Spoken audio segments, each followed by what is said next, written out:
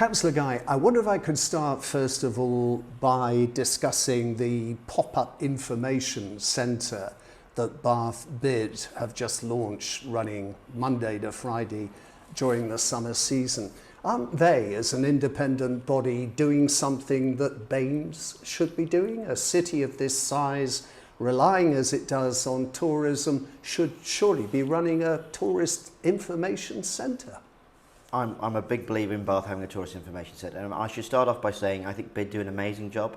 Their entire team are really brilliant. Their volunteers are exceptionally good as well. We had an issue a few years ago with Visit Bath, as you're fully aware. I think it was losing about £100,000 a year. That amalgamated into Visit West. Personally, do I think that Visit West have over-concentrated on Bristol rather than Bath? I would say yes. Do we need to take some things back in hand? I am having detailed conversations with our Heritage Department. We've always got the Claw Centre that's recently opened, which is fabulous. Can we look at transforming that into more of a permanent visitor centre as opposed to just a heritage centre? Possibly could do. So a big thank you to BID for doing what they're doing. And obviously, before they did that, they liaised with us and I approved it. It was a great idea. We do need a more permanent centre. So a short answer, yes, we need a more permanent centre. Yeah. You've recently taken over responsibility for arts and culture, which you obviously regard as important in Bath. But what can a cash-strapped authority like yours do to promote and encourage arts and culture? Nail on the head there, Richard. So I see the role of the council as the old-fashioned role is you would hand out lots of cheques, etc. Those days have long gone. What Bath, I think, has neglected over the years, because we have, I've said this to you before, we have such great philanthropists and such great organisations doing amazing things. They probably lacked a bit of central coordination, and I think that could be the role of B&NES, but not just B&NES, the universities as well can play a key role in bringing all these great institutions together. So I think that's my focus for the next few months up towards Christmas, is see how we can be a conduit to bring everybody together and then move forward from there with a joint strategy, not just for now, but for 2, 3, 4, 5 years' time, which other great cities of the United Kingdom are doing. So might we expect some announcements in the future? You certainly will, yes, yes. We have a piece of work being looked at through Bath Spa University, and that is due to be concluded in September. The Bath Festival is a living institution in this city. It relies a lot on donations, on financial contributions. The council, bearing in mind the economic conditions surrounding us, have tended to give less and less as the years have gone by. Couldn't you show support by maybe letting them use some of the council facilities for a token charge, or maybe even free? You know, you've got this wonderful banqueting room here in the Guildhall. Yes, so Rob Campbell, who you're fully aware of, is the new Director of Heritage. His department has taken over responsibility for the Guildhall. They're looking at the current pricing structure. I've also talked to the organisers of Bath Festival. I do believe that B&NES can charge a significant sum, for example, for events like the Michael Bublé concert, and then transfer those huge earnings into making sure that local events and companies are at least run at cost. I wouldn't expect the taxpayer to be paying for events, but I would expect local companies just to pay cost, and we're looking at that in detail at the moment. So that tends to suggest there are going to be more concerts on the scale of Michael Bublé. I think every 3 years is a nice, reasonable and acceptable time for both residents and the city. Something of such a large scale, I think if you have it on a more regular basis, it becomes a bit of an intrusion. So 3 years, and this is coming from residents, not myself. So you think the Royal Crescent residents will be quite happy with that? 3 years is actually what they've told me. Yeah. So there's probably also going to be a disagreement amongst those residents, no doubt. But I'll let them have a chat between themselves. We have lots of festivals. I'm wondering if there is any scope for sort of pooling them all. Again, so that goes back to your previous question about coordination. So great cities like Edinburgh, etc., that they really do coordinate all their festival programmes. And at the moment we have brilliant people doing brilliant things, but they're kind of all over the place. So let's see if we can, and this is exactly what I've asked Bath Spa to do with a few of the great minds of Bath. We are inundated with brilliant people. Let's use them, so it doesn't cost the council any money.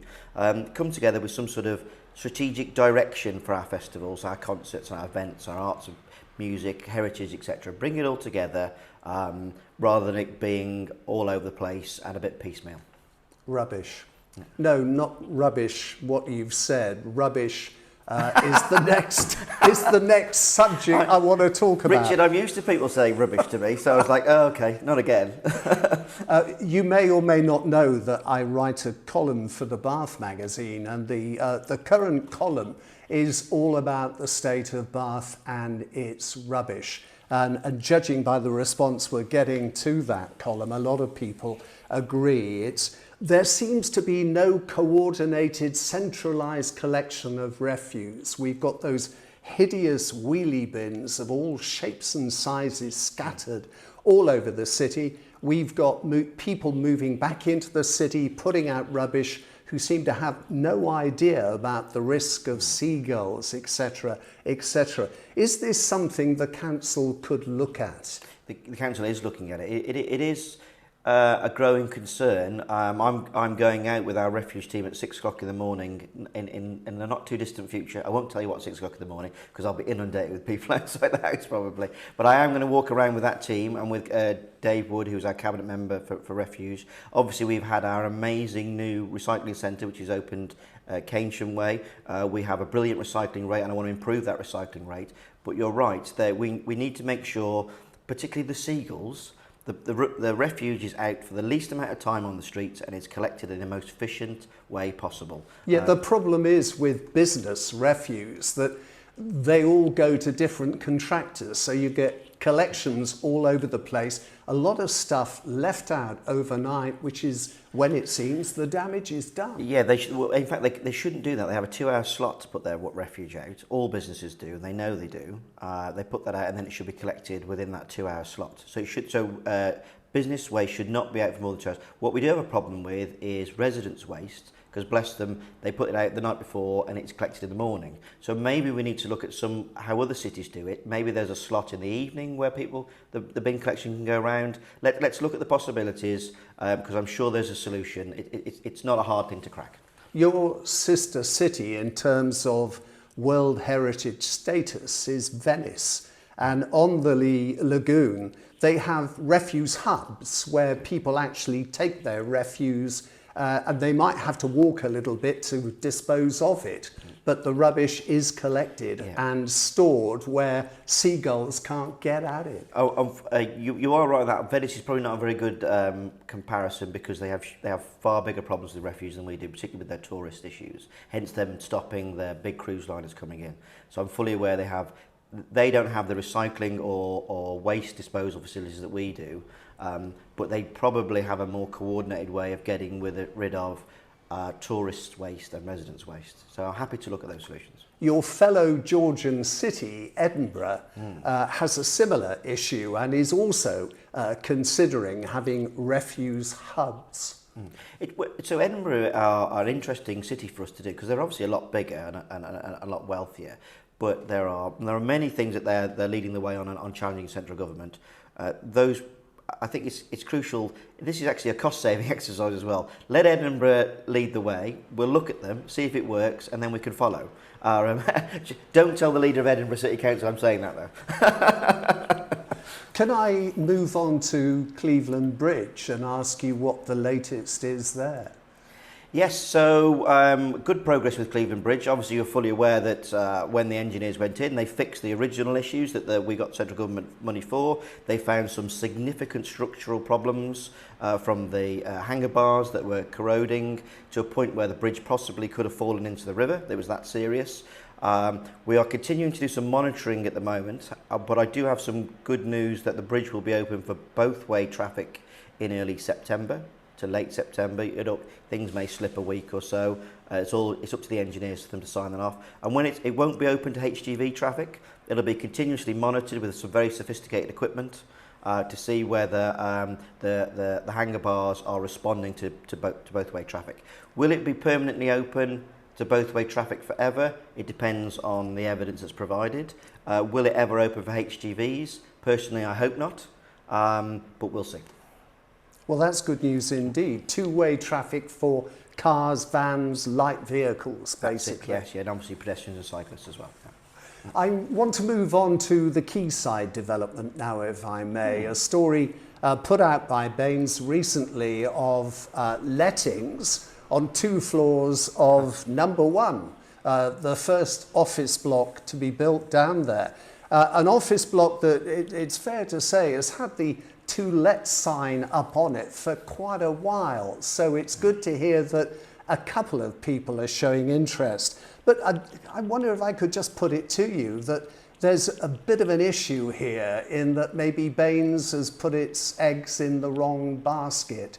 And doesn't the fact that it's very slow to let that new office block show that the heat has gone out of the office block market? COVID, working from home, has killed it. I would definitely say there's a change in office behaviour and work behaviour. For prime example, B&NES, we have a policy where people can work from home, they can have hybrid working, or they can fully come into work. So we know that companies have changed their working patterns. This particular building was obviously built and constructed pre-COVID, during COVID. I am aware that there is a large number of companies that are looking to rent, so they're talking to our business team at the moment. Would I say that is probably the last project of this style in the city? That needs to be looked at. I know we have other things in the pipeline. Do we need to go to more hybrid penthouse style flats with work accommodation underneath and shops underneath? Let's look at the different options. Let's see what's working. The key thing is to be flexible. Let's not just be rigid and say this is office space. We said it's going to be office space, so it is going to be office space. That would be a very stupid thing to do. While we're talking bridges, in the meantime, are you going to open the new pedestrian bridge, the Newark Bridge? Yes. As I would quite like it called. Well, interesting. So I think that the competition for naming it, I think the paper for that comes to me on the 1st of November this year, if I believe I'm getting my dates right. And then there'll be a cabinet meeting in November where we'll decide that, and then I believe it be kept secret until March next year, if I'm getting the timings right. But it will be up to the people to select it. And at the end of the day, it will be the Cabinet's final decision, but we'll go on what the people want it. As long as the people don't come up with a McBoatface Bridge kind of solution, I think we'll be okay with that, yeah. Well, I think you should suggest some popular names and then let people vote. That is exactly what the team are going to do. So there'll be a pool of very reasonable names that have already been put forward to us. That pool won't be too restrictive, but it will be restrictive enough not to include any silly suggestions. I will always call it the Newark Bridge, but that's for Stoddart and Pitt. Yeah. You didn't answer my question, though. When is it going to open? So I believe March next year is the official naming ceremony of the bridge. So you're going to name it before you open it? It would be wise to do so, yes. Yeah.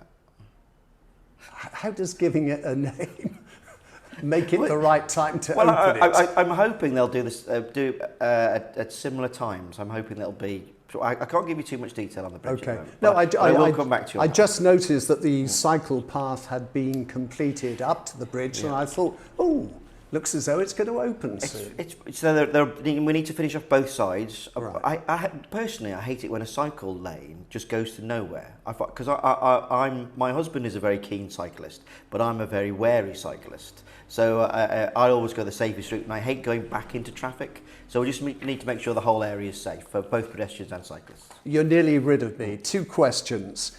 We're in election year. People keep telling me this. Yes. I've forgotten. all your seats are up for re-election in 2023. How do you rate your chances? I would say that the Lib Dem administration have achieved great things for the last 3 years. We are a party that promises to deliver far more as well. If you look at the opposition, they promise to deliver nothing. They just complain and moan and drag the city down. I don't want to go into... Our conversations aren't normally too political, Richard, but you started it. No. But I am... If we were to compare where the Liberal Democrat Party was at this time pre-2019 election to now, I would say we're in a far, far stronger position. Would you say you've carried out everything you set out in your manifesto the manifesto that got you your thumping majority? I would say we've delivered a lot of the key aspects of that, yes. Could we deliver more? Could we have delivered more? Almost certainly. Any politician that tells you they've done everything they could is lying to you. There's always more that we can do.